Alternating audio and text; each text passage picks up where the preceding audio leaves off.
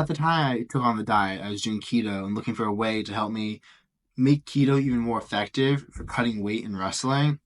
So I started eating only one meal right after practice around 6 p.m. and I would just put away like 4,000 calories of steak. I would have heavy cream that I'd make into ice cream, but it's literally just heavy cream with stevia.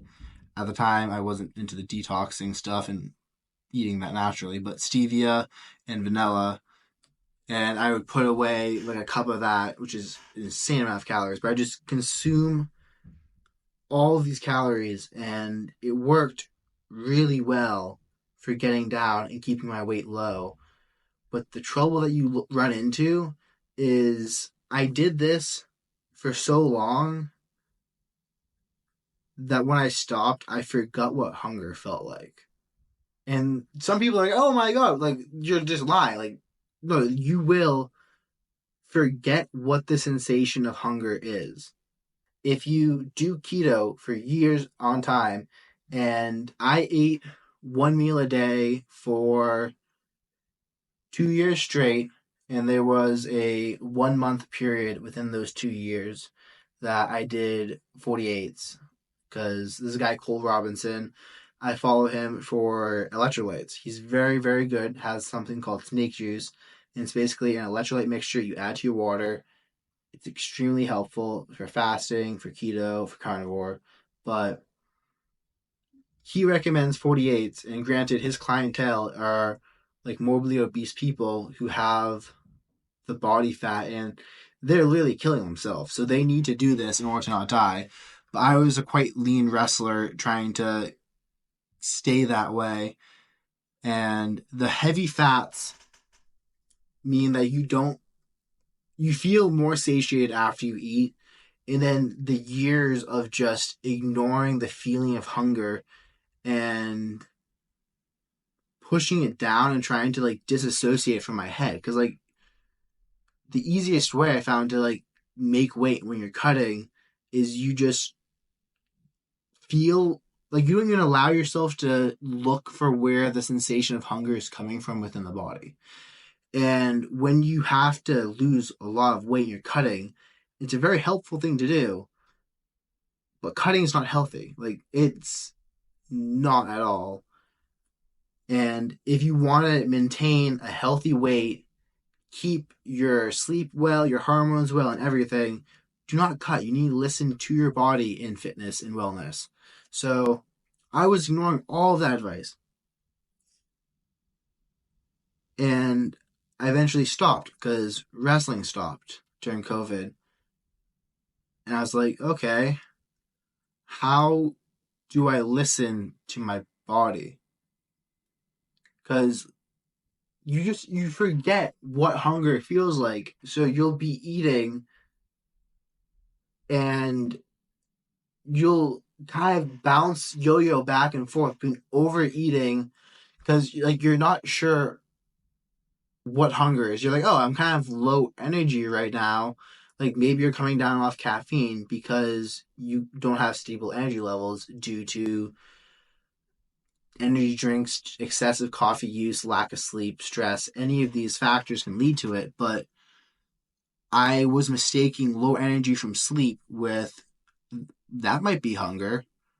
I was mistaking headaches from dehydration to that might be hunger. And it took me months of like being conscious of what I was doing in order to actually determine, oh, this is what actual hunger feels like. This is how I kind of act. This is what, because there's the point where you're full, and then there's the point where you're satisfied and you don't have to eat anymore. And I like eating to the point where I'm satisfied, but when you're eating one meal a day, you ignore satisfied, you ignore full, you go straight to how much can I physically stuff in my stomach before I go into a comatose state for the next 2 hours while my body tries to process all this food. And I would literally have this stomach just coming out. And I sometimes, when I was doing 48s, especially, because that's like 6 pounds of steak you're trying to eat, you look pregnant. And I would go around like, hey man, look at my food belly. Like, it's not pleasant. You're spending 48 hours or 47 hours just not exactly hungry, but like kind of low energy. And then you're spending 1 hour in the first, only like the first half of that hour is pleasurable because you're eating. And the second half is like you're looking at it and you're like, well, I need to eat the rest of this or else I'm gonna like lose too much weight. And you're force feeding yourself and ignoring how you feel, and it's a horrible place to be. But I feel like I kind of go through this thing of going to an extreme, seeing what's there, and then working my way back to what's socially acceptable.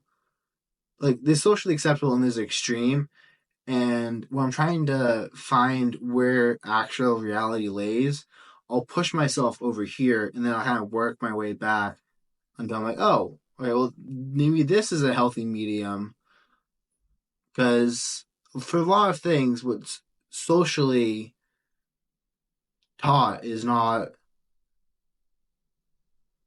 I don't know, pushing yourself. Like, I don't know, a good example would be I got back into snowboarding, so I decided, you know what I'm gonna do? I'm gonna go down a double black diamond because I mean I snowboarded for a year a while ago, but I'm like, well, it's gonna force me to learn faster because it's either evolve or die. And halfway down the slope, I was doing well. It was coming back. It was clicking. Then I'm going down the slope. My board's right here, really icy section. I'm just going down like that. The back of my board catches. I do a flip and a half, and I put the back of my head into the snow, no helmet on, and concuss myself. Yeah, that is not necessarily the best approach for doing stuff, but it's one that produces answers quick. By no means do I recommend that approach, but it did make the rest of the semester of college very entertaining because all my professors had like hazy auras around them, and I had post concussion syndrome and mild audio hallucinations.